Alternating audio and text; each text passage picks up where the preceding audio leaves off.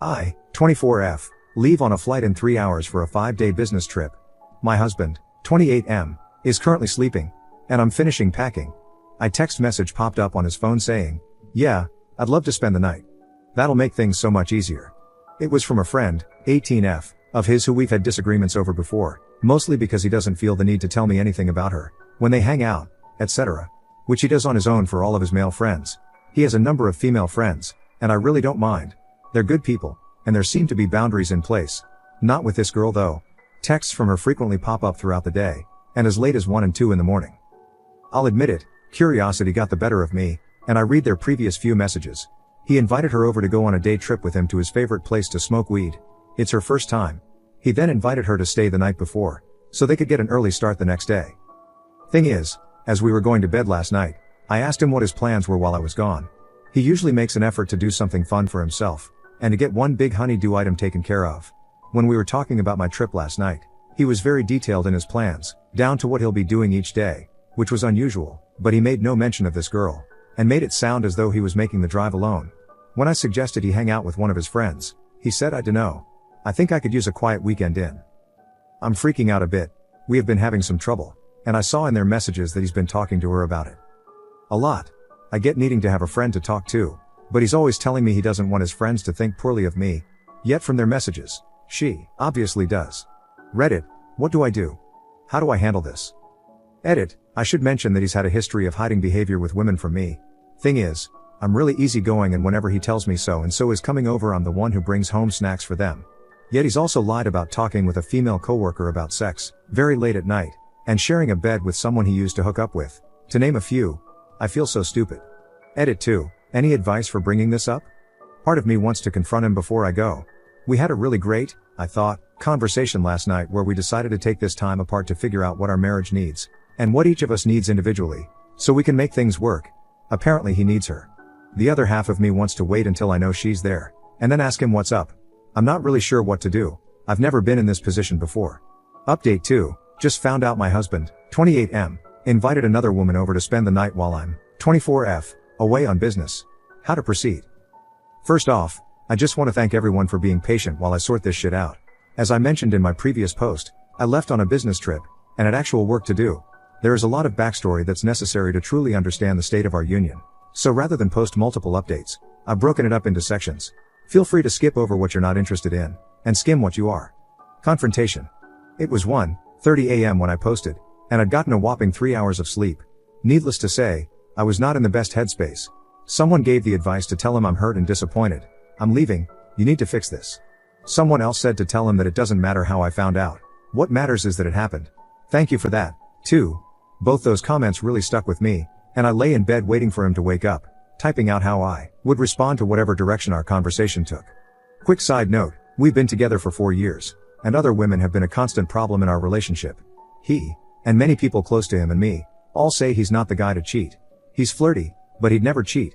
He's a long-term relationship guy, and loyal to the core. That being said, he's had a history of withholding information from me because he thinks it'll make me mad, and he doesn't want me to be upset with him. I'm a pretty chill person, and honestly wouldn't have cared if he'd asked this girl over and told me about it. In the past, I haven't handled him lying to me very well, hence wanting to have a plan. While I was waiting for him to wake up, I did something I'm not very proud of, where I know he'd lied to me, and I wanted to have proof of the things he told me about her moving forward, especially where I'd be gone, and she was supposed to be spending the night. I set up his iMessages to come to my iPad. I know all his passwords, so I deleted the email alerts, and just added his phone number. I'm not proud of it, but I didn't have cameras at home, and needed to know whether he was telling me the truth while I was gone. He woke up, and I decided to give him one last chance. As I was gathering my things, I asked him what he had planned while I was gone. He gave a very detailed report of his daily plans, casually leaving out anything about this girl staying the night or going to Colorado with him. I was so livid, because just the night before, we'd gotten into a pretty big fight where he said, "And you don't trust me? I've done nothing to deserve it, but you still treat me like I'm sneaking around." That hurt, because we've been going to therapy, and I thought I'd been doing really well at giving him the benefit of the doubt. I used to check his phone, BC of the earlier problems we'd had, but haven't done that in months. It made me feel crazy and ashamed, at the time, and now here I was, standing in our bedroom, watching my husband lie to me through his teeth. I said, "I know you're lying to me. I know you're not going to Colorado alone, and I know you invited a effing 18-year-old to spend the night in my bed." And then I just waited, the silence heavy. He took a deep breath, and said he had 2 questions. 1. How did I know? It doesn't matter. I know. 2. Did I know during our conversation last night? Quick side note, we've been having a lot of problems lately. We both have mental illnesses which are sometimes exacerbated by the others. He has ADHD, depression, and PTSD, and I'm starting to wonder maybe bipolar of some sort. And I have PTSD, anxiety, and a number of health issues. And he's not very good at controlling his anger. Nothing more physical than throwing things or punching walls. But it is absolutely verbal and emotional abuse. I wasn't sure if it was before, but after a recent fight we had in which I asked him to stop screaming at me so I could finish packing, he said, "You can multitask." Yeah, I realize he sounds like a shit person. And when he's in that headspace, he is. It's very much a drive, Jekyll/Mr. Hyde situation. And when he's kind and calm, he's the sweetest, most loving person I've met, and that's who I fell in love with. I care for him, even at the same time as I know that I don't deserve him. So the night before, we had a very heartfelt, emotional talk, in which I told him I wanted him to be happy. I could tell that he wasn't, and I thought he should go home, several thousand miles away, for a few months to figure himself out. I told him I would be his biggest cheerleader, and that if we ended up staying together or divorcing, I would always love him, and he would always be my family. We've been through some shit, both together and separately, and we were both sobbing by the end of it. But here's the kicker, I told him that if he needed another woman to make him happy, I would let him go, and support him as a friend.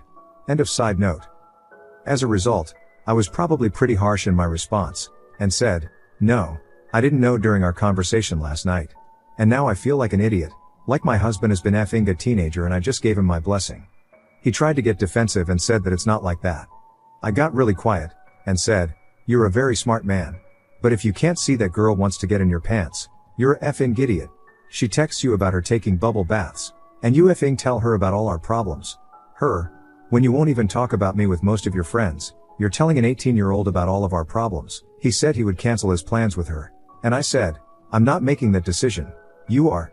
I honestly don't know how you can fix this. I don't care if you go with her at this point. But I'm leaving, and I'm hurt and disappointed, and you need to figure out where your priorities are, because right now, your priority isn't your wife, it's your 18-year-old crush." He kept saying he should have told me, but that he didn't want me to make him feel guilty for wanting to hang out with his friend, and that I should have known that nothing would happen.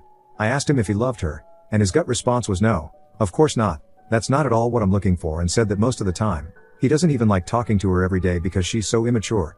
I told him he was an idiot if he thought she didn't have feelings for him. He tried to push back, but I told him I was 18 once, and I liked someone who was 28. We went on a date, but when he found out I was 18, he told me he couldn't see me anymore. I said it was fine, and that we could just be friends, but I still tried my hardest to get him to fall for me. He was silent after that for a long time. That was it. He drove me to the airport. He cried a lot, and apologized a lot. I felt a lot of nothing? Heartbreak, maybe? But there's been so much turmoil in our relationship that I just didn't care anymore. The fallout. We left things the way we'd planned to leave them during the heartfelt conversation the night before.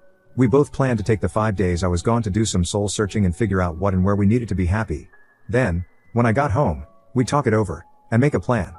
Well, when my plane landed at my destination, and I got a text from my husband saying that he would be moved out of our house by the time I got back, and that he's going home to the East Coast.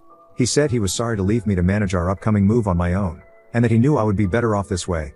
He said he was taking the car so he could drive back, but that he'd leave me all of the money in our bank accounts, except what he needed for gas. He said he was sorry for keeping the information about his friend from me, but that our conversation last night had meant so much to him and had been such a high point of our relationship, that to wake up and be accused of cheating was a low point that he could not turn back from. He said he didn't know how to make me believe that his intentions were nothing other than company on the drive with his friend, but that it didn't matter and he would leave me alone. I've never felt that angry, hurt, or desperate before. I was coordinating the travel of more than a dozen other people, who were on the flight with me, and it felt like all the wind had been knocked out of me. I wanted to sob and scream, but I couldn't, because I was surrounded by people I was supposed to be responsible for. I tried my hardest to gain composure, but a few tears slipped out, and I just focused on my breathing. If I'm being honest, I'm not proud of my response. I basically begged him to stay. I'd left feeling like if he needed to leave and we didn't stay together, it would be okay, but knowing that I'd be returning home to an empty house, not getting to say goodbye, and that he was ending things over text after 4 years together, was just too much for me. I sounded like a child. I said I needed him, that he was making a stupid mistake, that I deserved more than ending our marriage over text, all the cliches. It was bad. But he was determined to leave, and I had to get over a dozen people to our final destination, so I couldn't keep messaging him. About an hour later, I got a text that he would at least be staying until I got back. Because of our dogs, nobody could watch them. So he'd stay until I was home. And then he'd go. We planned on having a phone call that night to talk over the specifics, but it never happened. I was too busy and physically/emotionally exhausted. I know, from his texts coming to my iPad, but also from him telling me that he canceled with the girl. I know that he also invited her over, which was partly my doing. With the texts I was getting, I didn't want him to be alone. Regardless of if he fucked her, then there would be no question. I know that he called his best friend and talked to him about everything for an hour and a half, which was very good. He is a phenomenal human being, and has a great marriage/advice. Husband seemed more calm and level-headed after that call. He said he would take the rest of the week to think things through, like we planned. We didn't talk much. He texted me every day, and I sometimes responded. The week went by quickly, and I realized I didn't want to go home. I'm not sure if that's because of all the drama and chaos that was waiting there, or if it's because I no longer want to be married to my husband. I don't know a lot of things anymore, and I'm trying to take each day one at a time. I had a small panic attack as he was about to pick me up. I've had worse, but I sat outside at passenger pickup, trying to breathe oxygen that wasn't there, and wipe tears from my eyes. Maybe it was the anticipation of not knowing what would happen or where we'd stand. I don't know. But when he hugged me, he got all emotional that I was home, and I just felt so far away. You know how when you hug someone intimately, it feels like your souls are hugging? It felt nothing like that, which was new. It felt like hugging a stranger. So yeah, now I'm home. My flight was delayed, so we both just crashed into bed as soon as we got back. I was asleep when he left for work, so we haven't talked about anything. But I'm expecting we will tonight, and I'll post an update then. I know you may be looking for more resolution, and I wish I had it. I don't even know what I want to do yet. Part of me is ready to leave, to be done, to move on with my life. I'd want to take a good chunk of time and work on myself, but then I'd want to find someone who is transparent with me, and who understands and accepts the many parts of me that may be inconvenient, but are still me. Part of me wants to give him one more chance. One more opportunity to get his anger under control, communicate well, and make things work. To you, reading this, it may seem black and white, but to me, living it, it's anything but. I've spent nearly every day with this man for 4 years. We've lived together for 2.5. We have 2 dogs, a house, a life. It's hard to just throw that all away, even if it's what ends up being best for both of us. But that's not a decision I'm willing to make lightly or on a whim. Since I left, he's been much better about following a routine, and he hasn't texted the girl at all. He did say that she IM'd him at work, and that they talked there for a bit. I appreciated the honesty, but not knowing what they talked about has me nervous. If we do stay together, there's a lot of work that will need to be done. I told him he can kiss me on the cheek, but for right now, I can't be vulnerable or open with him, or trust him at all, because of the anger stuff and things he said to me during that fight. It'll take a lot of time and patience, and I don't know if he's willing to give it. Edit. Forgot to add that while I was gone, I saw messages from them on my iPad in which she admitted that yesterday when you asked me about your hair I got nervous because I'd rather avoid the confrontation of this conversation. But I just have thought about certain things that completely cross the line of being friends, and I didn't want to put myself in a situation that I might not get out of. If that makes sense. I don't know if that does. I just didn't want to get myself in a tempting situation, so I needed to put up a wall. I'm going to go do some climbing. He responded, that makes complete sense. I really understand. I knew I shouldn't ask. That had always just been a very comforting action for me, and I was giving into my sadness. But I admire you for doing what was best for you. I really hope you have a fun time today.